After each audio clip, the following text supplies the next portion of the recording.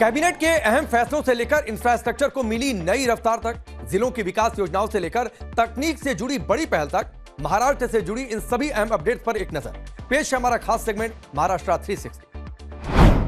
राज्य कैबिनेट ने कई बड़े फैसलों को मंजूरी दी है। अटल सेतु के प्रभाव क्षेत्र में प्रस्तावित थर्ड मुंबई परियोजना के लिए भूमि अधिग्रहण और आवंटन नीति को हरी झंडी मिल गई है। इसके साथ ही पुणे जिले में बनने वाले पुरंदर एयरपोर्ट के लिए जमीन अधिग्रहण तेज करने को 6000 करोड़ रुपए का कर्ज उठाने के प्रस्ताव को भी मंजूरी दी गई है। इन फैसलों से राज्य एविएशन विकास को नई रफ्तार मिलने की उम्मीद है। कैबिनेट ने 57 लंबित सिंचाई परियोजनाओं को पूरा करने के लिए 15000 करोड़ के नाबार्ड कर्ज को भी मंजूरी दी है। कोल्हापुर में अंतर्राष्ट्रीय स्तर का क्रिकेट स्टेडियम बनाने के लिए जमीन आवंटित की गई है। पुणे जिले के इंदापुर में 1000 एकड़ जमीन MIDC को दी जाएगी, जिससे औद्योगिक विकास को बढ़ावा मिलेगा। नागपुर के कलमेश्वर क्षेत्र में 117 हेक्टेयर जमीन को कोल2 केमिकल परियोजना के लिए मंजूरी मिली है। इसके अलावा 11 नए अतिरिक्त जिला कलेक्टर पद सृजित किए गए हैं। माझा गांव आरोग्य संपन्न गांव अभियान के तहत बेहतर काम करने वाली ग्राम पंचायतों को 5 करोड़ रुपए तक की प्रोत्साहन राशि दी जाएगी। इसके साथ ही नई पब्लिक प्राइवेट पार्टनरशिप नीति को मंजूरी दी गई है, जिससे इंफ्रास्ट्रक्चर विकास और निजी निवेश को गति देने का टारगेट है। बारामती के लिए खेल क्षेत्र में एक अहम फैसला भी लिया गया है। महाराष्ट्र कैबिनेट ने यहां आधुनिक स्पोर्ट्स कॉम्प्लेक्स बनाने को मंजूरी दी है। डिप्टी सीएम सुनेत्रा पवार ने फैसले का स्वागत करते हुए इसे क्षेत्र के युवा खिलाड़ियों के लिए बड़ा कदम बताया। उन्होंने कहा कि इससे स्थानीय स्तर पर खेल सुविधाएं बेहतर होंगी और खिलाड़ियों को व्यवस्थित प्रोफेशनल ट्रेनिंग मिल पाएगी। यह पहल खासतौर पर ग्रामीण और छोटे शहरों से आने वाली प्रतिभाओं को आगे बढ़ने का मंच दे। करीब 75.13 करोड़ रुपए की लागत से बनने वाले इस कॉम्प्लेक्स में पैवेलियन, स्विमिंग पूल और आर्चरी रेंज जैसी सुविधाएं विकसित की जाएंगी। इससे अत्याधुनिक लेवल पर तैयार किया जाएगा ताकि अलग अलग खेलों के खिलाड़ियों को बेहतर माहौल मिल पाए। इसका मकसद उभरते खिलाड़ियों को घर के पास प्रोफेशनल लेवल की ट्रेनिंग सुविधा देना है। उम्मीद है कि इससे क्षेत्र में ट्रेनिंग का स्तर बेहतर होगा और महाराष्ट्र के खेल ढांचे को और ज्यादा मजबूती मिलेगी। डिप्टी सीएम और ठाणे के संरक्षक मंत्री एकनाथ शिंदे ने ठाणे जिला कलेक्टर दफ्तर में उच्च स्तरीय समीक्षा बैठक की। बैठक में जिले के विकास कार्यों और प्राथमिकताओं की समीक्षा की गई।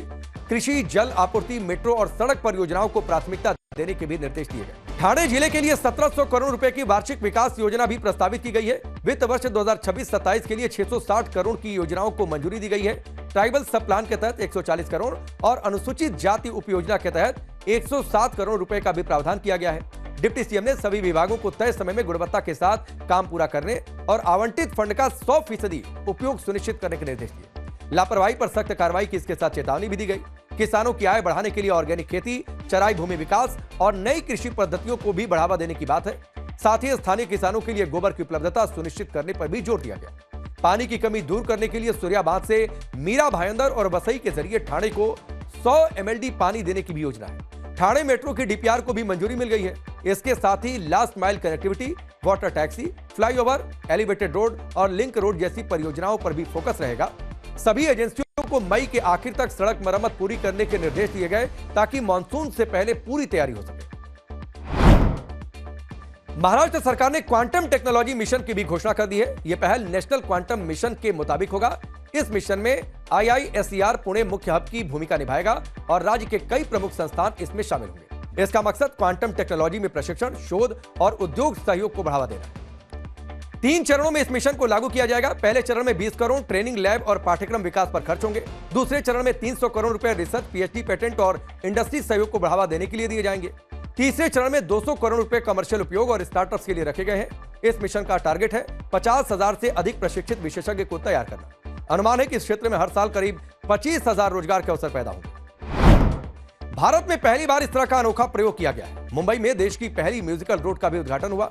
मुंबई कोस्टल रोड के खास हिस्से को इस तरह डिजाइन किया गया है कि तय स्पीड पर वाहन गुजरते ही मशहूर गीत जय हो की धुन सुनाई देती है। सड़क की सतह पर खास तरह के ग्रूव बनाए गए हैं। जब वाहन एक निश्चित गति से इन पर चलते हैं तो कंपन पैदा होता है और वही कंपन संगीत में बदल जाता है। यह पूरी तरह इंजीनियरिंग के जरिए तैयार की गई तकनीक है, जिसमें सड़क के डिजाइन को सटीक तरीके से कैलिब्रेट किया गया है ताकि जय हो की धुन साफ सुनाई दे। इस प्रोजेक्ट के जरिए इंफ्रास्ट्रक्चर में नई सोच दिखाई गई है, जहां तकनीक, कला और आम लोगों की भागीदारी को एक साथ जोड़ा गया है।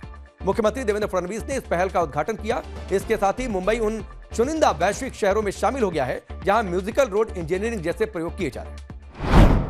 तो ये थे इस हफ्ते के सभी खास और बड़े अपडेट्स महाराष्ट्र 360 में। अगले हफ्ते फिर मुलाकात होगी, तब तक आप अपना ख्याल रखें।